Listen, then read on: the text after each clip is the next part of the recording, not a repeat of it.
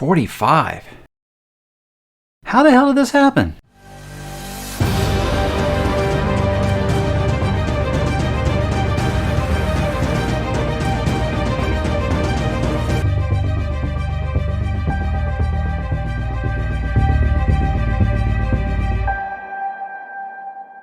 Hey, what's up, bookworms? Mike back with another birthday video. Look, guys, I have no idea what to do for these things because I can't just keep doing the same birthday tag every single year. So I thought this year, hey, why don't I just do one of these little rapid fire things and just kind of make it almost like an AMA and make it 45 of them for my 45th birthday. Yes, guys, 45. Did you have any idea that 45 could look so, well, 45? I didn't. Anyways, guys, let's go ahead and just kind of kick it off here. I'm just going to kind of fire through these. I've got the questions right here and just kind of answer them as quick as I can. See if I can keep this video under 45 minutes. You know, that would kind of be sticking to the theme, but let's not do that, guys. So here we go, guys. Rapid fire 45 birthday questions for my 45th birthday. Number one, what did you want to be when you grow up? Now, I'm a Gen Xer. I think that NASA was still really, really huge when I was a kid. You know, the space shuttles were really prevalent up there until the Challenger explosion. So I think up until that point, I wanted to be an astronaut. I mean, who didn't really in my generation? Astronaut or ninja was usually pretty high on the list, I think, when we were kids. But I think that really, the Challenger explosion was kind of my thing. I was like, yeah, space is kind of scary. Maybe that's not really necessarily for me. Number two, if you could tell your 22-and-a-half-year-old self, because that's exactly half of your age, anything, what would it be? Life gets better. You just don't worry about some of the things that you can't control.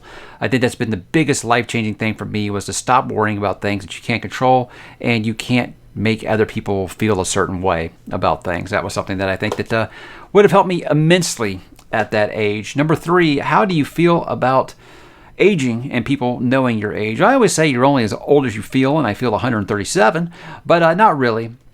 I think since I went back and changed a lot of my eating plans and my habits and things like that, it's helped me feel a lot younger. I feel better at 45 than I did at 40, you know, but I won't be lying. I do feel like going up those steps every single day is like, why did we buy a 2-story house? As far as people know, I don't care if people know how old I am. I think it's clear to look at me and know I'm not a 27-year-old booktuber or anything like that. Number four, what has YouTubing taught you about yourself? I think that I love to spread positivity. I think that's something that was very, very important for me when I started, because it seems like the internet can be such a vile and hateful place sometimes. And I knew that there was good people out there, and I felt like the community and reading and just being okay with disagreeing and things like that was something I think that I was going to focus on, and that I could help establish that positive community. So that's something that I felt like I learned that I could do this thing, that after spending some time on, you know, Twitter and things like that, and podcasting about media, which in sports, which is just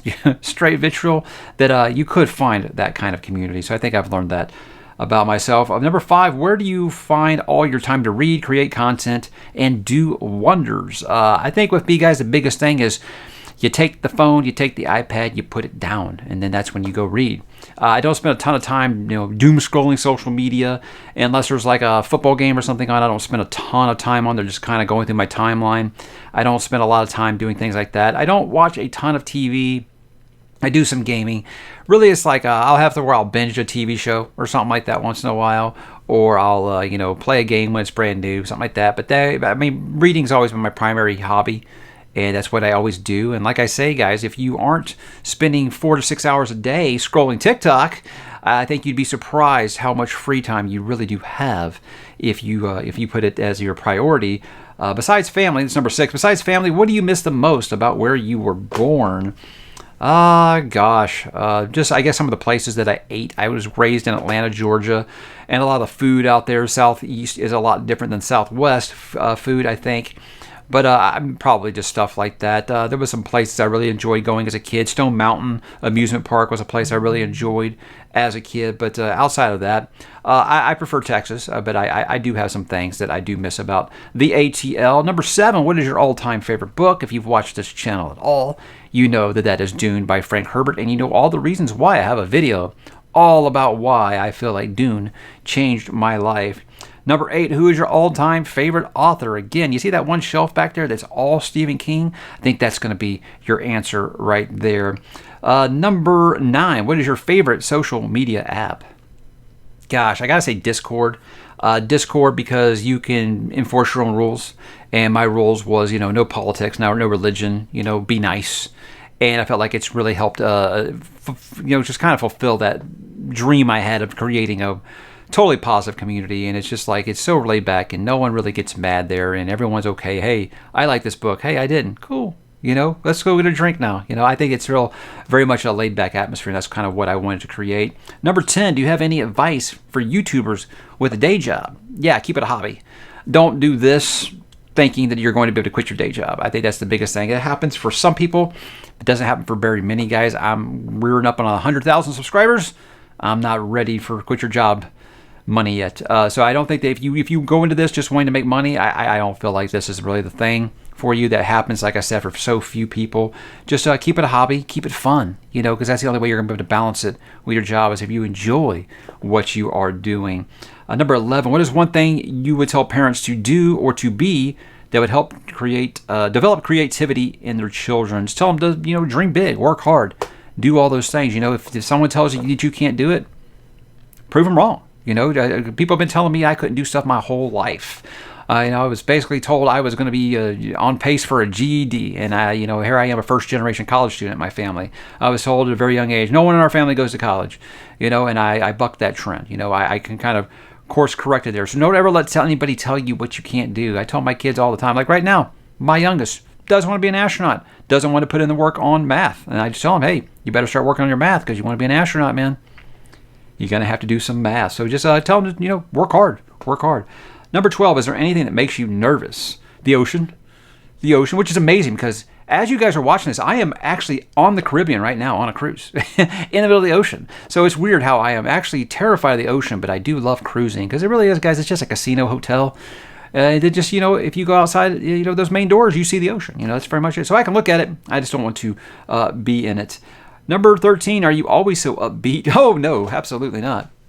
I'm very much a morning person. I think if that is a thing that does exist at this age, but I am also very much stereotypical, not until I have that first cup of coffee. Maybe I shouldn't be interacting with too many people before I have that first cup of coffee. So I think coffee and caffeine is obviously what makes it seem like I've got so much energy here. But yeah, I'm pretty reserved most of the time. Number 14, how do you feel about cliffhangers in books? I mean, I think they're great if it's something that makes you want to pick up the next book. That's great. Now, if the next book isn't available, that's when it's like, But I mean, I think that's part of showing that you love the story. If you didn't care, then you'd be like, whatever. You can keep your cliffhanger and shove it up your ass. With me, it's like, hey, if I'm really, really that upset about the cliffhanger, it means I really did love the book. And I want to know what's going to happen next. Number 15.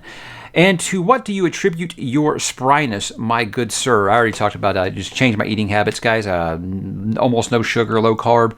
Changed everything. Quit eating so much processed food. And that changed everything about my lifestyle. Number 16, could you bottle it and send me some? Hey, guys, I have a video on the channel about why we did keto and how it worked for us, if you are interested in that. Helped with my depression and my brain fog as well. So those are things that I think that... If you want to make that change, I think people have hot takes about it, and that's just my opinion. That's how it worked for me. Number 17, what motivates you to work hard? I think always for me, guys, it was just I wanted to provide my kids with a better life than I had. I had a pretty rough childhood. We grew up very much, me and my wife both did grow up below the poverty line. So it was something that we wanted to make sure that we changed that culture in our family. Both of us, make sure we graduated college. Both of us make sure that we're taking the kids to, exotic vacations and stuff to make it normal for them. That's what families do. So that was something that I think that makes me want to always continue to work hard as I think about my kids. Number 18, if you had been told in college that you had to choose a new career path, what would you be doing? I think that actually did happen because I originally went to school for journalism. I actually wanted to work in sports journalism. That was my dream, really. And it was really one of those things where I was like, but you know what about, and this I'm talking about the first time in college, not my second time where I actually finished. My first time in college is where I said, I want to get a career where I don't have to worry about finding a job. And that's when I just kind of fell back into finance. So that actually did happen to me. Number 19, how do you think of new videos and ideas? I don't know if I have like a reasoning behind it. It's just I will always just think about something and say that's a great idea, and I will actually just make a little note here in my iPad of, hey, I've got a list here long of all these video ideas that I've never actually done. So when I'm having a week where I'm not able to think of anything, I don't have a review or something like that, I'll just go here to the well and just say, hey, I never made that video, so why don't I go ahead and do that? So if you got an idea, jot it down. You might not need to do it right now, but you might have those weeks where you're kind of struggling with creativity, and you can kind of go back to it there. Number 20, hardback or paperback. Now, I always prefer hardcover. I think it's obviously something that you'll see a lot of behind me, but I've actually kind of gotten partial to some trade paperback. I think because you can open them all the way and the spine doesn't crack. That's awesome. That was something I always kind of avoided mass market paperback for the longest time because I hate cracked spines. But I still think if I'm reading at my desk, I prefer the hardcover, or the trade. If I'm reading in bed, I prefer digital, actually, which I know people have opinions about. Number 21, what is one thing you dislike the most about YouTubing? Editing. Editing is just the bane of my existence because you feel like you put all this idea onto the video here and you feel like, okay, great, I've exerted all my energy. Now I get to spend an hour in the editing bay, making it not look ridiculous. And I don't know if I necessarily actually achieved that goal, but it's something that I do try to do. 22, how do you deal with times when you just want to have downtime from the channel? Like I said, I feel like I've done a great job personally of keeping this fun for myself. I do have those times where I'm like, I've got to go do this because I said I was going to go do it, because I do have I'm cursed with this work ethic to where I say I'm going to put out 3 videos that week. I'm going to put out 3 videos that week. But I do have the thing now where I was like, hey, the kids want to go swimming. You know what? I'm going to go take them swimming. I'm always going to take the time to be a dad first. But, that's basically just it. It's just if you're not feeling it, don't force it. I've always been about trying to maintain quality over quantity. It's not about the number for me. If it doesn't feel like a video that I think is worthy to be on the channel, then I'm not going to do it. So, I don't know. I feel like I kind of achieve that sometimes, and sometimes I don't. Number 23, what is your favorite type of video to make? I mean, I have book reviews in the title. I still love doing book reviews. I know that they've gotten less popular as, the TikTok generation has kind of taken hold, and no one wants to watch a video that's 20 minutes long unless it is a TBR video or a top 10 or something like that. But I do still love doing book reviews because that's my way of doing a deep dive into something and saying what I liked, what I didn't like, what worked for me, what might not work for me, what might not work for you. I think that's the best sales pitch I can do for a book. Number 24, the last book that you recommended to someone. Lightbringer came out recently, and I've been recommending Red Rising to everybody for months now in the lead up to that. So I think it's going to be Red Rising is always something that I've been recommending the most recent because I always recommend it to everyone who hasn't read it yet, without a doubt. 25, what was your fictional song from a book? What was my favorite fictional song from a book? Maybe that's what it means. Baby, Can You Dig Your Man from The Stand by Stephen King. If you've read it, you know. But I've always had fun trying to imagine in my head, this white guy singing this bluesy kind of song, what it would sound like. Baby, Can You Dig Your Man? But I'm not going to sing it for you, but I do have a tune in my head right now. Number 26, would you aspire to sing this song someday? I don't know. I've already reviewed The Stand on the channel. I don't know if I would actually do that. I'd love to karaoke, so I'm not really scared or camera shy or anything like that. I don't know. That's a lot of pressure. And, you might have a version of Baby, Can You Dig Your Man in your head. I don't want to ruin it for you. 27, if you had the coming year off, what would you do with your time? Catch up on reading, guys. You know how much stuff I have to read that I'm not ever going to get to because I have a day job? It's a struggle, man. It really, really is. 28. Love triangles, yes or no? Not just no, but hell no. Please. It is the worst trope in all of fiction. 29. When you think back in the last 45 years, what's one of the most valuable things that you've learned? Just be kind. Golden rule, do unto others as you would have them do it to you, right? I don't think anyone likes to be treated bad. I have this thing where I can't just be absolutely awful to someone's face. It's just, I feel like if I am the person who ruins someone's day, that ruins my day. So it's just one of those things where I've always been like, hey, I just want to spread kindness. Because, sure, I have the bad days. I have people I don't like. I have people at work that I want to snap at and stuff like that. But I've always just been like, you know what? Turn the other cheek, be nice. And you know what? You just fill them with kindness.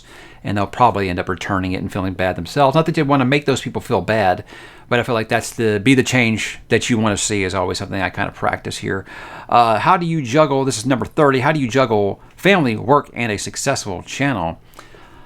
I schedule everything, guys. I mean, I work in finance, so scheduling is something that I'm very, very big on. I do a lot of budgeting and things like that, and budgeting time, not just money, and forecasting. So that's why I plan my TBR, months and months and months, 12 to 15 months in advance and things like that.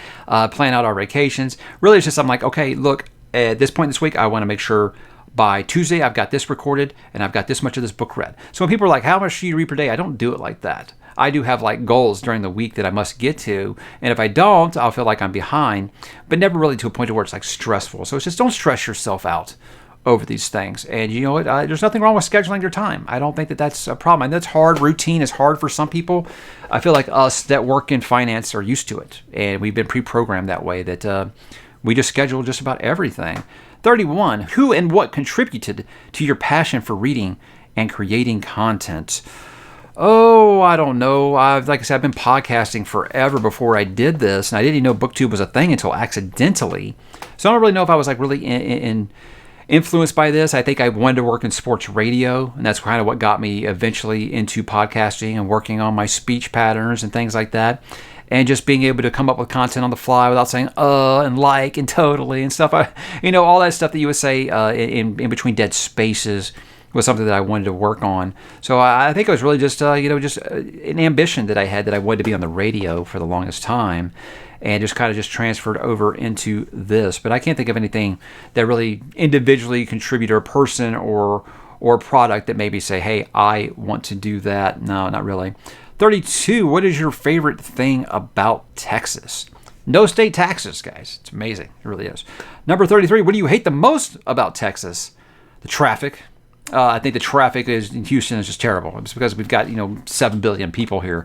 Not 7 billion, 7 million, I think. That's probably the closer number. We got a lot of people after Hurricane Katrina. A lot of people who left Louisiana during that came to Houston, found good jobs, and they stayed here, and it just made our population just kind of explode the last decade. And it's an overpopulated city. I love it. Don't get me wrong, but I don't pretend that I can't see the bad things about it. And traffic and the air pollution would probably be something I'm not really, really crazy about. 34, what's one big thing you want to accomplish before you turn 46? That's a good one. Gosh, man, I don't know.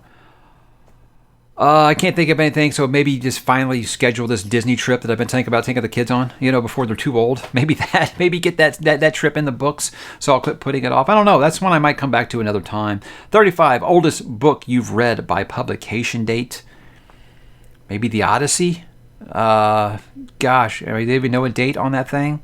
Or Beowulf, again, they're ones we don't really know a date on. So I would say probably one of those two. Newest book you've read by publication date, Lightbringer. Like I said, just came out on Tuesday. For 37, what's something you want to do that seems impossible? Never eat pizza again? I don't really know. These are some life questions I don't really think about. Guys, when you're 45, you're kind of set in your ways. I don't know. Something that seems impossible. Oh gosh, don't know. 38, favorite song ever. That's not fair. That's something that I could give you an answer, and 5 minutes from now it would change. Stairway to Heaven, Led Zeppelin always seems to be a good fallback. Hey Jude by the Beatles. I don't know. Just kind of ask me on that day because it changes so much. 39, what's your favorite food? Anything Italian. I mean, lasagna, pasta, pizza, spaghetti, rigatoni, anything that they tell me that I can't have on keto, basically. I do love me some cheese, and cheese is keto friendly, but pasta is not, so I do love that. Your favorite dessert is number 40, cheesecake. I do love me some cheesecake. Man, I can't get enough of it. I cannot get enough of it. Number 41, bookmarks or dog ears. Bookmarks, because I'm not an animal. Only animals dog ear their pages. Number 42, what is one of your biggest irrational fears? I already said the ocean, so how about for this one, I go for my other one, guys. Big time arachnophobia. I am terrified of spiders. Big ones, small ones, little ones, some as big as your head, doesn't matter. Spiders terrify me. They're unnatural, and I know that they serve a purpose on this world, and that purpose is not crawling on me. Get away from me. I will burn this entire house down if I see a spider. That's how bad it is. Number 43, can you read while hearing music? I love to listen to music while I read. I have a video on the channel where I talked about all the things I love to listen to while I read. I think it really does help drown out the distractions, because it seems like whenever I try to read in complete silence, which rarely happens, guys, when you have kids, but say it does, I'll always hear the damn neighbor's dog barking, some idiot will be driving down the road in a scooter, someone will be doing construction or lawn work or something. So yeah, I love to put on the phones and listen to some of those soundtracks I talked about. Number 44, what is your dream job? I think this has kind of evolved. I've been saying for the longest time, I think working doing audiobooks for Audible would definitely be a dream job. I think I could do audiobooks pretty well. It's weird because I can't really listen to them. But someone's saying like, hey, what would be like your dream scenario with this channel? Dream scenario, like pie in the sky goal for this channel would be if Spotify purchased it and gave me a spot, like the Joe Rogan podcast, but for books. That would be something that would be just like a dream come true for me, where I have different guests on to talk about specific topics, specific books, new releases, talk to authors, talk about your favorite things, all that. That would be like the dream thing for me, which is also why it is very much a pie in the sky. And lastly, guys, number 45, what would your absolutely perfect day look like? Well, as you're watching this, guys, I'm probably experiencing that right now with a pina colada in this hand, a book in this hand, and viewing a nice crystal blue ocean out there on Key West or the Bahamas. I'm not sure where we'll be at by the time this video drops. But yeah, that is something that is going to be happening for me here on this vacation, and I'm very excited to be there right now. But guys, again, thank you so much for the birthday wishes. It's been a great time. You never really think much about getting older. At this age, it's just, hey, once you hit like 30 and 40, those are your big landmarks, and then you're like, oh God, not 50. I think that's kind of where you're at with this. But with me, age is just another number at this point in life, and I'm quite fine with it. Happy in my own skin, and I can't really complain too much about where life is at right now. But hope you guys are having a great week, and I will talk to you here very, very soon. I shall be returning from said vacation, and we will get together and catch up then. Thanks for watching, guys, and I will talk to you there.